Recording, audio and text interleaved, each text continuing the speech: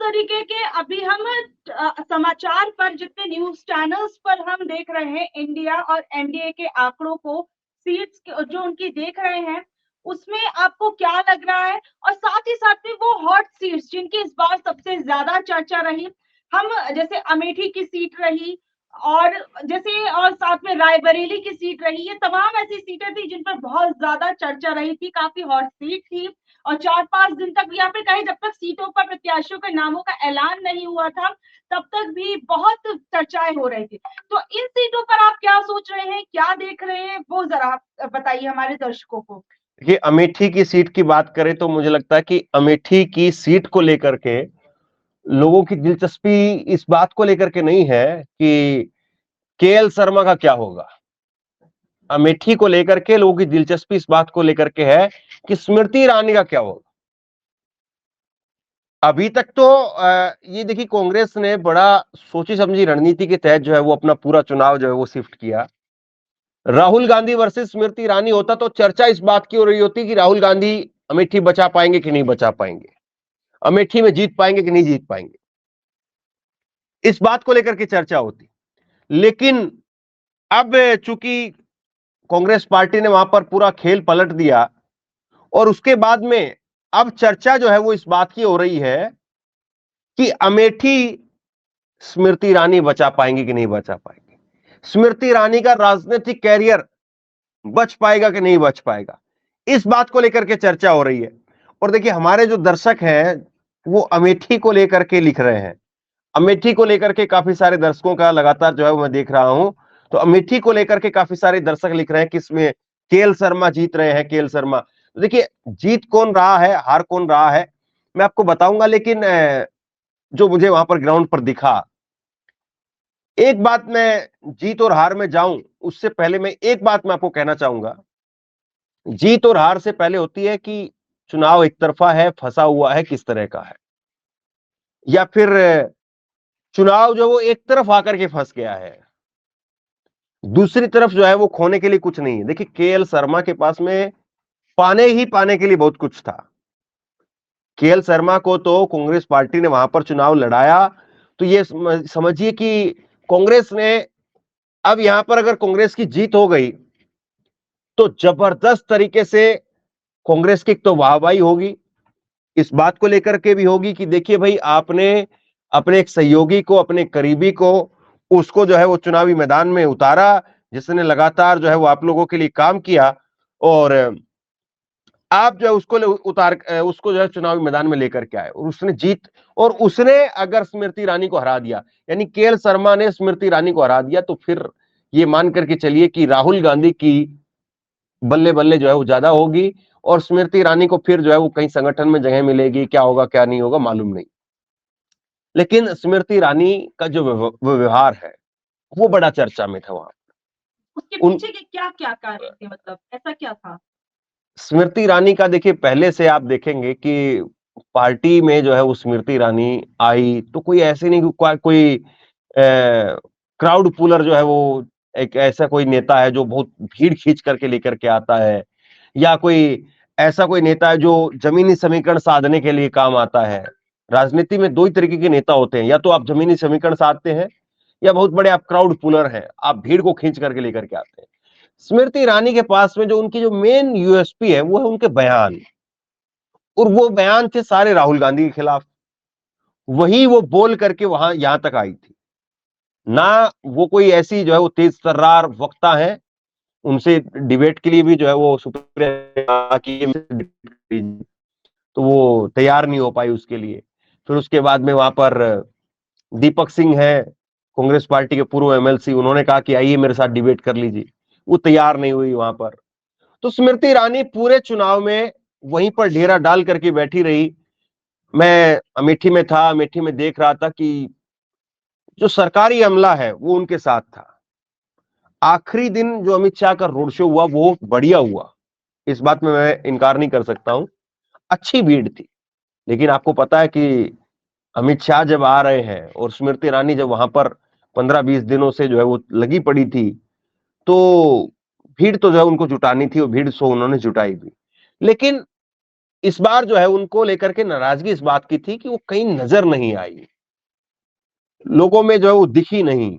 जिस उम्मीद के साथ में उन्होंने लोगों ने जो उनको वोट दिया कि चलो देखते हैं, नई है तो कुछ अलग करेंगी, कुछ और दूसरा नया कोई काम करके दिखाएंगी, तो कोई बड़ा काम, कोई नया काम नहीं हो पाया।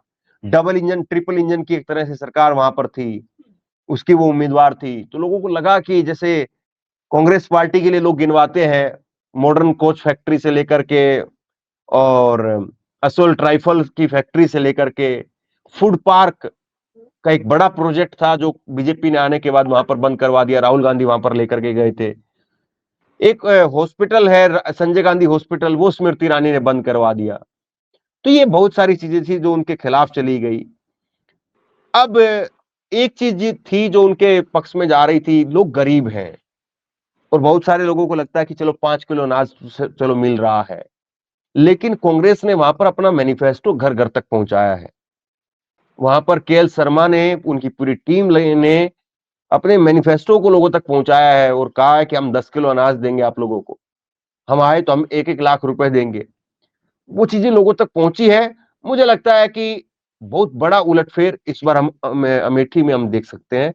एक सरप्राइजिंग भी, रायबरेली में मुझे नहीं लग रहा है कि कुछ बहुत ज्यादा होगा। रायबरेली में राहुल गांधी कंफर्ट जो है वो मेजोरिटी के साथ में एक अच्छे खासे जो है वो वोटों के साथ में जीत रहे हैं रायबरेली के अंदर। तो रायबरेली में मुझे नहीं लगता कि कोई बहुत ज्यादा चर्चा करने की जरूरत है। दिनेश प्रताप सिंह वहां पर चुनाव लड़े, मंत्री थे, मंत्री हैं और मंत्री रहेंगे, और वो मंत्री सिर्फ इस बात के लिए रहेंगे कि आपने जो है वो राहुल गांधी के खिलाफ चुनाव लड़ लिया और चुनाव लड़ करके अपना सम्मानजनक तरीके से वोट ले आए। इससे ज्यादा मुझे नहीं लगता है। आपको ये एक बात मैं और बता दूं कि स्मृति ईरानी एफआईआर के लिए बड़ी मशहूर रही, और आखिरी में जब ये चुनाव चल रहा था तो करनी सेना के लोग, राजपूत, करनी सेना राजपूत के लोग वहां पर पहुंचे, तो उन करनी सेना के लोगों के ऊपर स्मृति ईरानी की तरफ से एफआईआर करवा दी गई कि आप यहां पर आ रहे हैं तो बंटवारे की बात कर रहे हैं, कुछ और कर, जबकि करनी सेना के लोग बात किसकी कर रहे थे? वो बात कर रहे थे कि आपका जो एक सांसद है पुरुषोत्तम रूपाला, उसने बहन बेटियों के लिए गलत बोला। आप महिला बाल विकास मंत्री थी, कम से कम महिलाओं के लिए गलत बोला गया, आप महिला के नाते बोल देती, और वो नहीं बोली, इसलिए करनी सेना के लोग वहां पर गए। कांग्रेस ने इस बार स्पेशल मैं आपको बताऊं तो अशोक गहलोत की वहां पर ड्यूटी लगाई ऑब्जर्वर के तौर पर, भूपेश बघेल की ड्यूटी लगाई रायबरेली के अंदर ऑब्जर्वर के तौर पर। और एक बड़ी रोचक चीज मैं आपको बताता हूं थोड़ा इतिहास को लेकर के। अशोक गहलोत ने एक वक्त में राजीव गांधी को चुनाव लड़वाया था, और जब उनके सहयोगी थे एक तरह से, वो तेज तर्रार युवा नेता थे उस वक्त में, अशोक गहलोत की माने तो उस वक्त में उनकी, जी जी, तो रगड़ाई रगड़ाई जो है उस वक्त में अपनी वो करवा रहे थे, तो और अब जो है वो दोबारा वो गए, तो अशोक गहलोत इसलिए गए कि वहां पर चुनाव, एक अशोक गहलोत के ऊपर मैं आपको अंदर खाने की बात बता रहा हूं। अशोक गहलोत के ऊपर एक बहुत बड़ी जिम्मेदारी ये देकर के भेजी गई थी कि आप इस सीट को जिता लाए तो कम से कम गांधी परिवार को लेकर के जो दो बड़ी चीजें हैं जो अशोक गहलोत के नेगेटिव में गई थी, जिससे गांधी परिवार कहीं ना कहीं अशोक गहलोत से थोड़ा दूर हुआ। एक जब अध्यक्ष की बात थी, और एक जब राजस्थान के चुनाव में अशोक गहलोत का जो है वो कई सारे बयान, कई सारी चीजें उस तरह से नहीं हो पाया, तो खबर यही थी कि अंदर खाने गांधी परिवार जो है वो नाराज है, तो गांधी परिवार जो है वो आपको मनाना है तो अशोक गहलोत को कम से कम रायबर ये अमेठी की सीट अगर जिता करके भेज देंगे तो आपकी भूमिका इसमें कही जाएगी। तो अमेठी की सीट पर बड़ा सरप्राइज मुझे लग रहा है कि इस बार जनता को देखने को मिलेगा, और स्मृति ईरानी हो सकता है कि वहां पर हार जाए। 7 चरण थे, लिख करके रख लीजिए आप, 7 चरण थे, और 7 चरण में उत्तर प्रदेश का चुनाव हुआ है। मैं सबसे ज्यादा कैंप उत्तर प्रदेश में ही किया है, और उत्तर प्रदेश के अंदर इस बार जब 7 चरण के हम अलग अलग हम आंकड़े देखेंगे रिजल्ट के हिसाब से, तो हर चरण में आपको सरप्राइजिंग तौर पर सीटें निकलती हुई दिखाई देंगी। मैं ये नहीं कह रहा हूं कि इंडिया गठबंधन एनडीए से ऊपर चला जाएगा, मैं इस बात के पक्षधर नहीं हूं, लेकिन हर चरण में सीटें निकलेंगी और सरप्राइजिंग तौर पर सीटें निकल रही। आज पूर्वांचल की अगर आप बात कर रहे हैं तो पूर्वांचल में गोरखपुर की सीट और बनारस की सीट, वाराणसी, इन दोनों सीटों पर आप कह लीजिए कि बीजेपी जो है वो कंफर्ट जोन में है। नाराजगी वहां पर भी है, गोरखपुर में भी नाराजगी है, वाराणसी में भी नाराजगी है, दोनों सीटों पर बीजेपी कंफर्ट जोन में है। लेकिन उसके अलावा आप गाजीपुर की बात करेंगे, बलिया की बात करेंगे, घोसी की बात करेंगे, नीचे मिर्जापुर की बात करेंगे, इन सीटों पर इंडिया गठबंधन अच्छी खासी फाइट दे भी रहा है और मुझे लगता है कि ये सीटें इंडिया गठबंधन के पक्ष में जा रही है। घोसी में तो ओम प्रकाश राजभर, उनके बेटे हैं अरविंद राजभर, चुनाव लड़ रहे हैं छड़ी के चुनाव निशान पर। राजभर के वोटों में भी सेंधमारी होगी इस बार। 2.5 लाख राजभर के वोट हैं, 5 लाख दलित वोट है और 17 चुनाव हुए हैं अभी तक घोसी में। 17 चुनावों में 14 बार राय, राजभर और चौहान यही उम्मीदवार जीते हैं। और इस बार भी मैं आपको बता दूं कि तीनों ही सरनेम वाले, राय जो है वो इधर से राजीव राय एनडीए इंडिया गठबंधन की तरफ से सपा की टिकट पर चुनाव लड़ रहे थे और चौहान बीएसपी की टिकट पर, और राजभर जो है वो ओम प्रकाश राजभर के बेटे अरविंद राजभर। 17 चुनाव में से 14 बार ये तीनों सरनेम वाले जीते और इस बार तीनों ही सरनेम वाले वहां पर चुनाव लड़ रहे थे और यही बात इंडिया गठबंधन के पक्ष में जा रही है। अगर बीएसपी वहां पर चौहान को टिकट नहीं देती तो बीएसपी के जो वोट हैं या चौहान के जो वोट हैं, वो चौहानों के वोट सारे या ज्यादातर वोट बीजेपी की तरफ जा सकते थे। लेकिन बीएसपी ने चौहान को वहां पर उतार दिया तो फिर चौहान ने अपने कुछ वोट जो है वो 2.5 लाख के करीब चौहान है वहां पर, तो 2.5 लाख में से आप मान करके चलिए कि 2 लाख चौहान तो वोट जरूर डालेंगे वहां पे और 2 लाख में से 1 लाख 1.5 लाख के करीब वोट जो है चौहान ले जाएंगे। तो बीजेपी इस बार बड़े शानदार तरीके से, जैसे लग रहा था कि बीएसपी बाहर चली गई है, अगर बीएसपी साथ होती तो फिर पता नहीं क्या होता, इंडिया गठबंधन में क्या होता, लेकिन मुझे लग रहा है अब पूरा चुनाव देखने के बाद में बीएसपी साथ में नहीं आई तो उसका फायदा है इंडिया गठबंधन को। बीएसपी अगर साथ में आती तो फिर यह होता कि पूरा जो एक वोट है आधा इस तरफ और आधा इस तरफ हो जाता, आदमी के पास में 2 चॉइस बचती। लेकिन बीएसपी ने कई मौकों पर, कई जगह पर, कुछ सीटों पर जो है वो इंडिया गठबंधन को नुकसान कर रही है। कुछ सीटों पर हम देखेंगे, जब रिजल्ट आएगा तो हम देखेंगे, हमारे सामने जब नतीजे होंगे तो हम देखेंगे कि देखिए कुछ सीटों पर ऐसा हो रहा है कि 4,000, 5,000, 10,000 वोट से अगर कहीं पर इंडिया गठबंधन के उम्मीदवार हारते हैं तो वहां पर बीएसपी के जो वोट है 20-25,000, 30,000 वोट मिलेंगे आपको। अगर वो फिर वो कहेंगे कि अगर ये वोट इधर आ जाते तो जीत हो जाती। वो बात सही है, लेकिन अगर आप बड़े पर्सपेक्टिव पे देखें, अगर 80 सीटों वाली तस्वीर आप बना करके देखें तो 80 सीटों वाली तस्वीर में, और आप ये पश्चिमी उत्तर प्रदेश देख लीजिए, पश्चिमी उत्तर प्रदेश में फिर भी जो है वो बीएसपी लग रहा था कि वो बहुत दमखम दिखाएगी। बीएसपी बीएसपी का जो वोट था, बीएसपी का वोट मायावती जी की तरफ जाता है, एक मुश्त जाता है, मायावती हारे जीते लेकिन उनका वोट जो उधर ही जाता है। लेकिन इस बार क्या हुआ, इस बार इसके उलट हुआ है। इस बार इसके उलट ये हुआ है कि आकाश आनंद जिस तरीके से बोल रहे थे, आकाश आनंद जिस तरीके से बोल रहे थे, तो आकाश आनंद का बोलना जो है वो कहीं ना कहीं लोगों को रास आने लगा था, लोगों को अच्छा लगने लगा था, लोगों को लग रहा था कि आकाश आनंद जो बात बोल रहे हैं वो बात जो है वो सही बात है और वो आकाश आनंद की बात जो है वो लोगों को भाने लगी थी। लेकिन बीएसपी ने जिस तरीके से आकाश आनंद पर कार्रवाई की, तो बीएसपी की वो कार्रवाई, आकाश आनंद के ऊपर जो कार्रवाई थी, वो कार्रवाई लोगों को पसंद नहीं आई।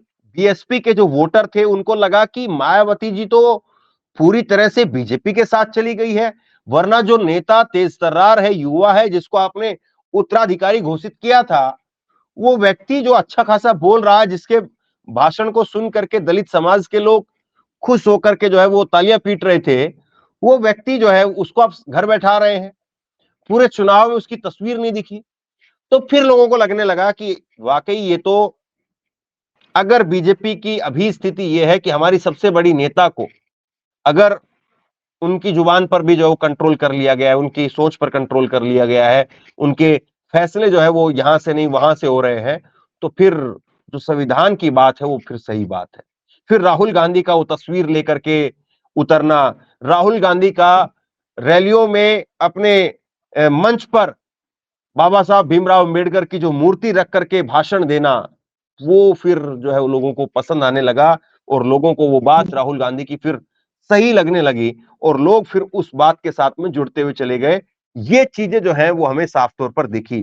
तो ये बदलाव जो है वो दिख रहा है। देखिए, उत्तर प्रदेश की सीटें अगर अच्छा करेगी तब मैं बता रहा हूं, अगर बीजेपी ने फिर भी डैमेज कंट्रोल किया है तब मुझे लगता है कि 50-55 से ऊपर बीजेपी डैमेज कंट्रोल कर लिया है तो बीजेपी 50-55 तक पहुंचेगी। वरना बीजेपी अगर डैमेज कंट्रोल नहीं कर पाई है, और जैसे योगी आदित्यनाथ को लेकर के भी बातें थी कि योगी आदित्यनाथ के समर्थक जो है वो सहयोग नहीं कर रहे हैं, उनको लग रहा है कि अगर बीजेपी आएगी तो बीजेपी जो है वो योगी आदित्यनाथ को भी हटा देगी, नरेंद्र मोदी आएंगे तो योगी आदित्यनाथ को भी हटा देंगे। तो ये सारी जो बातें थी कहीं ना कहीं उनके समर्थकों को भी काम करने से हटा रही थी पीछे। आरएसएस के लोगों को जो मैसेज दिया गया कि आरएसएस की जरूरत नहीं है अब, अगर ये सारी चीज हुई है तो बीजेपी 50 के नीचे भी जा सकती है। मुझे लगता है कि पूरे देश का अगर आप एक चीज पूछे मेरे से, बिहार का आकलन पूछने से जुड़ा हुआ सवाल मैं बता रहा हूं आपको। एक नेता जिसने पूरा चुनाव अपने आप लड़ा है, तेजस्वी यादव है। एक नेता जिसने पूरे देश में सबसे ज्यादा रैली की है, तेजस्वी यादव है। एक नेता जिसने लोगों की जुबान में बात की है, तेजस्वी यादव है। एक नेता जो सबसे ज्यादा युवा है और उसने युवाओं के बीच रोजगार के मुद्दे को बिल्कुल सीने तक उतार दिया, वो भी मुझे लगता है कि तेजस्वी यादव है। राहुल गांधी को लेकर के एक लोकप्रियता है, लेकिन बिहार में तेजस्वी यादव ने फ्रंट से इंडिया गठबंधन को लीड किया है। यहाँ पर मैं एक सवाल ये भी पूछना चाहूंगी कि तेजस्वी यादव जिस तरीके से उभर कर आए हैं वो हम सभी जानते हैं। रोजगार के मुद्दे पर वो किस तरीके से अटल रहे कि रोजगार का मुद्दा लोगों तक पहुंचाना है, युवाओं के बीच में पहुंचाना है। वो भी कहीं ना कहीं वो पहुंचाने में हम पहुंचाते हुए हमें दिखे। लेकिन बिहार के अंदर नीतीश कुमार और उनकी पार्टी की स्थिति को कैसे देखते हैं, और साथ ही साथ में एनडीए की स्थिति को आप इस बार बिहार में कैसा देख रहे हैं, वो भी जरा मैं जानना चाहूंगी। देखिए, नीतीश को लेकर के मैं आपको एक खबर बता देता हूं कि नीतीश जो है कल भी दिल्ली आ रहे हैं। आज तेजस्वी यादव दिल्ली है और नीतीश कल दिल्ली आ रहे हैं। नीतीश का कल दिल्ली आना अपने आप में सवाल खड़े कर रहा है। नीतीश को लेकर के तेजस्वी ने जो कहा आखिरी चरण के चुनाव से पहले कि चाचा 4 तारीख से पहले इधर आ जाएंगे, तो वो लोगों में एक मैसेज दे दिया गया कि भाई चाचा के ऊपर आप ज्यादा मत जाइए, चाचा भी इधर ही आने वाले हैं। तेजस्वी ने बड़ा स्मार्ट तरीके से चुनाव को लड़ा है, मेहनत की है, व्हील चेयर पर बैठ गए आखिरी में आते आते। आप इसको जो है वो उनकी नीति रणनीति कह सकते हैं, आप ये कह सकते हैं कि वाकई पीठ में दर्द था जिसकी वजह से हुआ, कैसे भी कहिए आप इसको, लेकिन से जोड़ने की कोशिश की वो हम। बिल्कुल नीतीश कुमार को हाशिए पर डाल दिया। तेजस्वी ने जो पूरी कोशिश की है वो ये की है कि नीतीश कुमार के पास में पिछली बार जितनी सीटें थी, बीजेपी का वोट उनकी तरफ टूट करके नहीं जाएगा। बीजेपी का जो वोटर है वो बीजेपी को ही वोट करेगा। बीजेपी का वोटर जेडीयू आरजेडी को वोट नहीं करेगा। लेकिन जेडीयू का वोटर वो तेजस्वी की तरफ, आरजेडी की तरफ नहीं कह रहा हूं मैं यहां पे। आरजेडी की जो छवि है वो एक अलग है और तेजस्वी ने अपनी एक छवि अलग बनाई है।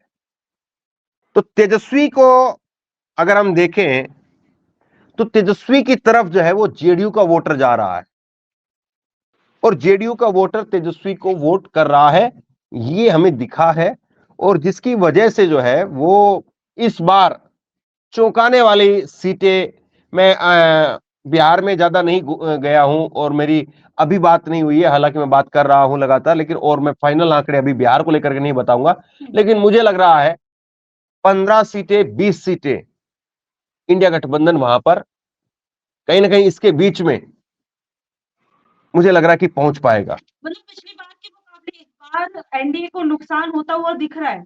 बिल्कुल निश्चित तौर पर अगर कोई व्यक्ति इस बात को कह रहा है कि वही 39 सीट आएंगी, ये आएगा, तो मुझे लगता है कि खुद क्या कहें कि नीतीश कुमार या नरेंद्र मोदी भी इस बात को नहीं मानते हैं।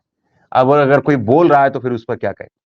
सवाल ये है कि जिस तरीके से 7 चरणों के चुनाव हुए, इन 7 चरणों के चुनावों के बीच में चुनाव आयोग पर जो सवाल उठे और उसके बाद इस चुनाव आयोग की भूमिका को इन चुनावों के बीच में आप किस तरीके से देखते हैं, वो मैं आपसे पूछना चाहूंगी। किस तरीके से हर चुनाव के बाद चुनावी नतीजे या कहीं सॉरी कि जो वोट परसेंटेज जो थे उसके अंदर जो बदलाव आए, उसको लेकर आप लोग क्या कहना चाहेंगे? देखिए, चुनाव आयोग तो नो डाउट पहले से ही जो है वो सवालों के घेरे में है।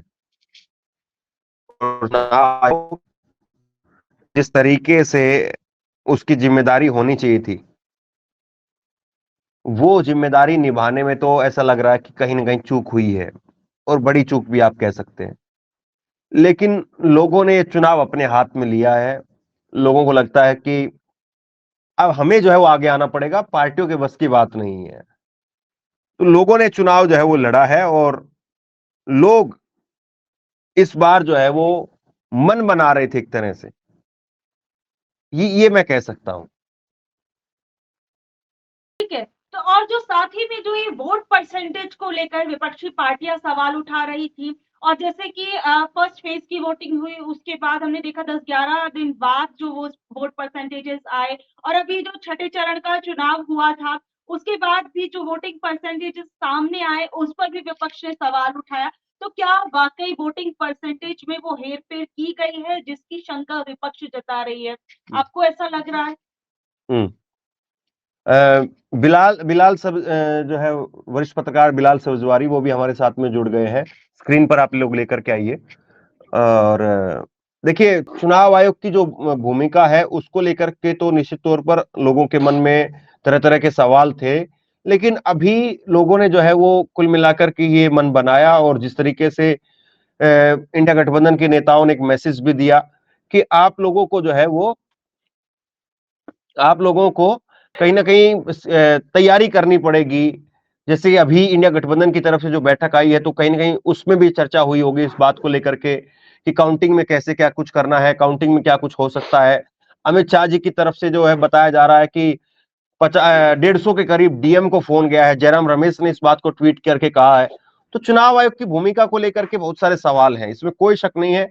आज मल्लिकार्जुन खड़गे जब वो इंडिया गठबंधन की बैठक थी उसके बाद बाहर निकल करके आए तो उन्होंने न केवल 295 का जो आंकड़ा था वो पेश किया, बल्कि उसके साथ साथ चुनाव आयोग के लिए भी कहा कि हम अपनी कुछ शिकायतें हैं वो उनको लेकर के जा रहे हैं। बिलाल साहब, आप जुड़ गए हैं, आपका बहुत बहुत शुक्रिया। आप इस वक्त में स्क्रीन पर है। मैं एक बार आपसे भी आपका रुझान जानना चाहूंगा कि एग्जिट पोल को लेकर के चर्चा हो रही है इस वक्त में, आपका अनुमान क्या है? अब वोटिंग खत्म हो गई है, एग्जिट पोल के जो आंकड़े अभी तक आपको दिख रहे हैं, अभी पूरे आंकड़े तो नहीं है लेकिन कुछ न कुछ रुझान जो है वो सामने हमारे जरूर आ चुका है। और इस पूरे चुनाव को आप कैसे देखते हैं? जुड़ने के लिए बेहद शुक्रिया आपका। देखिए धर्मेंद्र जी, जहां तक एग्जिट पोल का सवाल है, तो यकीनन एग्जिट पोल, इसमें दो राय नहीं कि एक दिशा की ओर एक हमें संदेश देते, एक दिशा की ओर अग्रसर, और ये बताते हैं कि इसके जो अनुमान है वो लगभग लगभग अमूमन तौर पर ठीक होते हैं। लेकिन एग्जिट पोल के अनुमानों को 100% ठीक मान लेना, मैं इससे सहमत नहीं। ऐसे बहुत सारे उदाहरण हैं जब एग्जिट पोल भी इस देश के अंदर गलत निकले।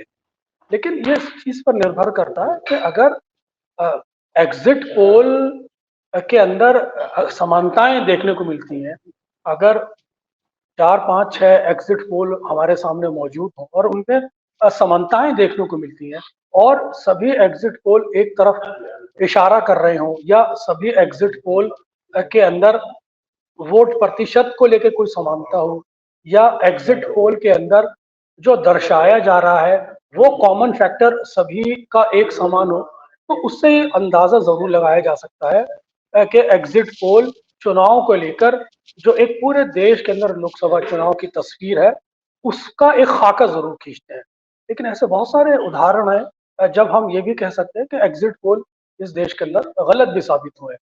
उदाहरण के तौर पर जब अटल बिहारी वाजपेयी इस देश के अंदर सत्ता में थे और वो उन्होंने इंडिया शाइनिंग का नारा दिया था, तो उस समय देश के लगभग 90% एग्जिट पोल का यही कहना था कि अटल बिहारी वाजपेयी सरकार को रिपीट कर रहे हैं। लेकिन किस तरह से अटल बिहारी वाजपेयी धराशायी हुए, भारतीय जनता पार्टी अपने आकलन में सही साबित नहीं हुई, जो उनका जो क्लेम था कि हम लोग इतनी सीटें प्राप्त कर पाएंगे, वो सही साबित नहीं हुआ, और उसमें एग्जिट पोल भी गलत साबित हुए। और अगर आप 2014 की एग्जिट पोल की बात करें या 2019 के एग्जिट पोल की बात करें, तो उनमें भी एक भ्रम की स्थिति थी। बहुत सारे एग्जिट पोल इंडिया के गठबंधन, एनडीए के घटक घटक अभी आपको क्या तस्वीर दिख रही है 2024 के चुनाव में? अब देखिए, जहां तक पूरे देश के चुनाव का सवाल है, तो इसका स्पष्ट रूप से तो कहना बिल्कुल कोई सही आकलन तो नहीं लगा सकता, क्योंकि व्यक्तिगत रूप से हम ना तो सर्वे एजेंसी है, ना ही हम किसी तरह का ओपिनियन पोल करते हैं। लेकिन पत्रकार होने के नाते जो हमने आभास किया है, जो हम देख रहे हैं, उससे तो यही लगता है कि इस बार चुनाव काफी कांटे का रहा है। खासतौर से भारतीय जनता पार्टी के पक्ष में जो एक राष्ट्रीय स्तर पर एक नैरेटिव पिछली बार देखने को मिला करता था, एक लहर देखने को मिला करती थी, इस तरह की लहर का हमें जरूर अभाव देखने को मिलता है। मैं ये नहीं कह रहा कि मोदी के पक्ष में कोई लहर होनी भी चाहिए या नहीं होनी चाहिए, लेकिन ये जरूर है कि मोदी फैक्टर अपनी जगह जरूर काम करता है भारतीय जनता पार्टी के पक्ष में। लेकिन वहीं जो मुद्दों की प्रासंगिकता देखने को मिली, जिस तरह से जातीय फैक्टर देखने को मिले, जिस तरह से बेरोजगारी के मैटर हमें को देखने को मिले, जिस तरह से महंगाई का फैक्टर देखने को मिला, और जिस तरह से इंडिया गठबंधन ने अपने अलायंस को फॉर्म किया, वो अपने आप में बताता है कि कहीं ना कहीं टक्कर बहुत कांटे की है और ऊंट किसी करवट भी बैठ सकता है। आपको राज्यवार अगर आपको स्थिति बता पाए, आपको कुछ आकलन लग रहा है, कुछ सीटों का हिसाब किताब आपको दिख रहा है, समझ में आ रहा है, तो बता पाए। देखिए, जैसे मैं उत्तर प्रदेश से आता हूँ, तो उत्तर प्रदेश पे बहुत की बात करें और इन चरणों का विस्तार से विश्लेषण करें या मूल्यांकन करें, तो आप देखे होंगे कि प्रथम चरण के बाद एकदम जो भारतीय जनता पार्टी के नेताओं के सुर बदले या भारतीय जनता पार्टी की नेताओं की जबान बदली, वो अपने आप में अप्रत्याशित थी। वो बता रहा था कि कहीं ना कहीं भारतीय जनता पार्टी इस चुनाव में कहीं ना कहीं दबाव महसूस कर रही है। लेकिन वहीं दूसरी तरफ आप ये देख सकते हैं कि प्राइम मिनिस्टर नरेंद्र मोदी के पास उनके पास एक ऐसा चेहरा था जिसके आधार पर भारतीय जनता पार्टी इस पूरे चुनाव को आकर्षित कर रही थी। और इसका तुलनात्मक अगर आप इस चेहरे का अध्ययन करें या तुलनात्मक इसकी समीक्षा करें, तो यकीनन कांग्रेस इंडिया गठबंधन के पास क्षेत्रीय स्तर पे तो नेता थे, लेकिन राष्ट्रीय स्तर पे ऐसा कोई नेता नहीं था जो प्रधानमंत्री नरेंद्र मोदी का विकल्प बन के उभरता। ये जरूर है कि इंडिया गठबंधन मुद्दों पे चुनाव लड़ा है और उनके पास कोई एक ऐसा कोई वैकल्पिक चेहरा नहीं था जिसकी एक राष्ट्रीय अपील है। राहुल गांधी ने संघर्ष जरूर किया है राहुल गांधी ने इस देश के अंदर मुद्दों की प्रासंगिकता पर चुनाव को लाके खड़ा करने की कोशिश की है। लेकिन इसके बावजूद अगर आप इसमें एक बारीक चीज पहलू महसूस करना चाहें तो प्राइम मिनिस्टर नरेंद्र मोदी के पास जो 10 साल की अपनी योजनाएं थी, विकास के कार्य थे, जो जो उन्होंने 10 साल इस देश के अंदर जो भी विकास के कार्य कामकाज किए थे, अगर वो इन मुद्दों पर चुनाव लड़ते और इसका ध्रुवीकरण करने से बचते तो हो सकता है कि इसका एक तुलनात्मक अध्ययन हो सकता था। लेकिन चुनाव कहीं ना कहीं मेरे को ध्रुवीकरण के पैटर्न पे जाता हुआ नजर आया और ये ध्रुवीकरण कहीं ना कहीं कांग्रेस के मैनिफेस्टो से की उपज थी, जिसके बाद ये चुनाव दर चुनाव फंसता चला गया। लेकिन वहीं उत्तर प्रदेश के अंदर जिस तरह से कांग्रेस और समाजवादी पार्टी ने पीडीए का फार्मूला दिया, वहीं बसपा की निष्क्रियता ने उत्तर प्रदेश के पूरे चुनाव को बाइपोलर बना दिया। तो मैं इस आधार पर यह कह सकता हूं। और वहीं दलित समाज के वोटों का जो एक शिफ्ट था, जो इंडिया गठबंधन की तरफ होता नजर आया, पीडीए के माध्यम से जो जातीय समीकरण साधने की कोशिश की, वो काफी महत्वपूर्ण थी। तो इस बाइपोलर चुनाव में आप ये कह सकते हैं कि भारतीय जनता पार्टी यकीनन चुनाव दबाव में जरूर लड़ी है, लेकिन एक तरफा ये चुनाव हो जाए, मैं इसको अभी भी नहीं मानता। लेकिन ये जरूर कह सकता हूं कि एनडीए का नुकसान या भाजपा का नुकसान जितना भी उत्तर प्रदेश में होगा, वो इंडिया गठबंधन के ही पक्ष में जाके खड़ा होगा, क्योंकि वहां कोई तीसरा कोण नहीं है। और बीएसपी की भूमिका आप क्या देखते हैं इस चुनाव में? देखिए, बीएसपी जो अपने एक परसेप्शन में शुरू से मानी जा रही थी कि वो भारतीय जनता पार्टी की बी टीम मानी जा रही है, एक परसेप्शन बसपा को लेकर एक ऐसा पूरे देश के अंदर बन गया है। वही ये परसेप्शन बसपा के कार्यकर्ताओं में भी मौजूद है, ये बसपा के नेताओं में मौजूद है, और धरातल पर भी आप इस परसेप्शन को देख सकते हैं। हालांकि मायावती ने जो टिकट डिस्ट्रीब्यूशन किया था, वो ऐसी दो धारी तलवार थी जो बता रहा था वो इंडिया गठबंधन को भी नुकसान पहुंचा सकती है, वहीं वो एनडीए गठबंधन को भी नुकसान पहुंचा सकती है। लेकिन जिस तरह से मायावती ने आकाश आनंद को भारतीय जनता पार्टी के खिलाफ बोलने से हटाया, वो बता रहा था कि जो परसेप्शन है मायावती का, वो कहीं ना कहीं सही साबित हुआ। तो इस आधार पर कह सकते हैं कि मायावती से खुद जो बसपा का कैडर है, जो अम्बेडकराइड है, जो अम्बेडकर चिंतन में विश्वास करते हैं या अम्बेडकर फिलॉसफी में विश्वास करते हैं, संविधान को मानते हैं, वो वोट बैंक जरूर हमारे पास ऐसे बहुत सारे साक्ष्य मौजूद हैं, इंडिया गठबंधन की तरफ शिफ्ट होता हुआ नजर आया। वहीं पीडीए का फार्मूला जमीन पर बहुत अच्छी तरह काम कर रहा था, मुद्दे जमीन पर बहुत काम कर रहे थे, और जातीय समीकरण एक अपने आप में ताना बाना बन रहे थे, जो बताता है कि इंडिया गठबंधन और एनडीए के बीच में जो लड़ाई है बहुत कंट्रास्ट है। वही भारतीय जनता पार्टी के पक्ष में जो कुछ भी काम कर रहे थे प्रधानमंत्री नरेंद्र मोदी कर रहे थे, या कह सकते हैं जिस तरह से उन्होंने ध्रुवीकरण की एक कोशिश की है, वो एक कहीं ना कहीं चुनाव को अंतिम समय न बदल दे, ये एक अंदेशा जरूर है। लेकिन एक जिस तरीके से बीजेपी ने जो नारा दिया था 400 पार 400 पार, वो नारा बहुत सारे लोग और खुद जो है, मैं जमीन पर गया तो जमीन पर भी उसका जो है वो लगा कि बैकफायर कर गया है और बीजेपी को फायदा देने की बजाय, हालांकि बीजेपी हर बार परसेप्शन का खेल खेलती है कि परसेप्शन बना दिया और पूरा विपक्ष जो है उस परसेप्शन के अंदर ही उलझ करके रह जाता है, पूरा विपक्ष सफाई देते हुए रह जाता है कि नहीं ऐसा नहीं, ऐसा है, ऐसा नहीं, ऐसा है। लेकिन पहली बार ऐसा देख रहे हैं इस चुनाव के अंदर कि बीजेपी ने एक परसेप्शन बनाया और उस परसेप्शन ने किसी और के नहीं, खुद बीजेपी के पैर बांध दिए। तो आपको लग रहा है कि ये 400 पार वाला जो नारा था, ये बीजेपी के लिए कहीं थोड़ा बहुत जो है डैमेज कर पाया, या आपको लग रहा है कि इससे बहुत ज्यादा हद तक जो वो नुकसान भी हो सकता है, जैसे कि पिछड़े दलित, उनको लगा कि ये संविधान वाली बात, और खास तौर पर जो मुस्लिम जो जाना था वो और पुख्ता हो गया इंडिया गठबंधन की तरफ?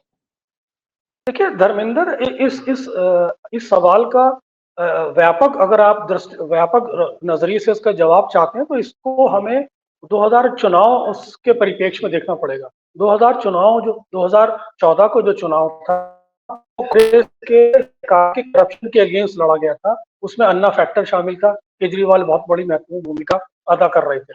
तो पूरा का पूरा चुनाव कांग्रेस के भ्रष्टाचार के मुद्दे पर खड़ा था, जिसको भारतीय जनता पार्टी ने बहुत ही सुंदरता से कैश किया अपने पक्ष में।